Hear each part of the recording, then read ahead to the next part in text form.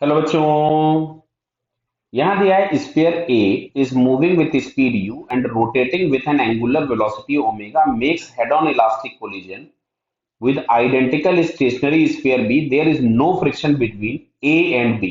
ठीक है, choose the correct alternative. ठीक है, डिस्कार्ड ग्रेविटी। ग्रेविटी नहीं है मतलब सरफेस पे अगर हमने रखा भी है तो उस पर कोई नॉर्मल वगैरह एक्ट नहीं होगा। क्वेश्चन को ध्यान से हम लोग समझते हैं। ये दिया गया था स्फीयर ए जो कि मूव कर रहा था किसी वी नॉट से और रोटेट भी कर रहा था ओमेगा नॉट से। ये था स्फीयर बी जो कि रेस्ट पे था। अब अगर ये कोलाइड करेगा तो जो भी इंपल्स एक्ट होगा वो केवल लीनियर इंपल्स एक्ट होगा, बिकॉज कोई फ्रिक्शन नहीं होने की वजह से कोई टेंजेंशियल इंपल्स नहीं होगा। टेंजेंशियल इंपल्स का मतलब कोई एंगुलर इंपल्स नहीं होगा।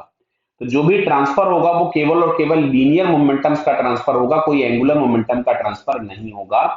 तो अब अगर हम ये बात करें तो दोनों के मासेस सेम और कोलिजन इलास्टिक है, तो जस्ट आफ्टर कोलिजन आपको क्या दिखाई देगा कि ये तो वी नॉट से चल पड़ा बी, कोई फ्रिक्शन नहीं होने की वजह से इसमें कोई एंगुलर मोशन नहीं आएगा।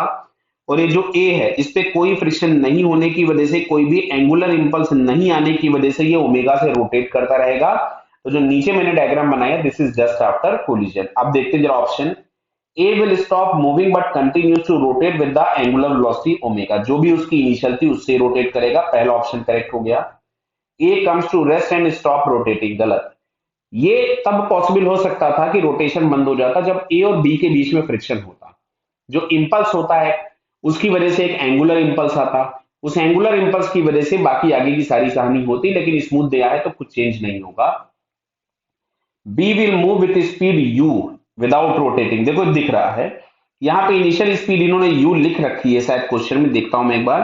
मैंने यहाँ पे वी नॉट दे दिया और ओमेगा नॉट दे दिया। हाँ भाई, ये जो इन्होंने इसकी स्पीड दे रखी थी वो वी दे यू दे रखी है, तो मैं इसको यू ही लिख देता हूं यहाँ पे। क्लियर है। और जो फाइनल एंगुलर वेलोसिटी और या फाइनल जो वेलोसिटी दे रखी है इन्होंने उसको ओमेगा दे रखा था, तो उसको मैंने ओमेगा लिख दिया। तो ये ऐसा हो जाएगा कि बी यू से भाग जाएगा और ए अभी भी ओमेगा से घूमता रहेगा। फोर्थ ऑप्शन में लिखा है B moves with v and rotates with angular velocity. नहीं भाई, बी को कोई एंगुलर इंपल्स मिला ही नहीं है जिससे बी के पास कोई एंगुलर वेलोसिटी आए। ए को भी कोई एंगुलर इंपल्स नहीं मिला जिससे उसका ओमेगा चेंज हो। तो फाइनली हमारे पास आंसर के नाम पे मिलेगा 1 एंड 3। क्लियर है। So first and third these two options are correct. Clear बेटा? Okay, all the best.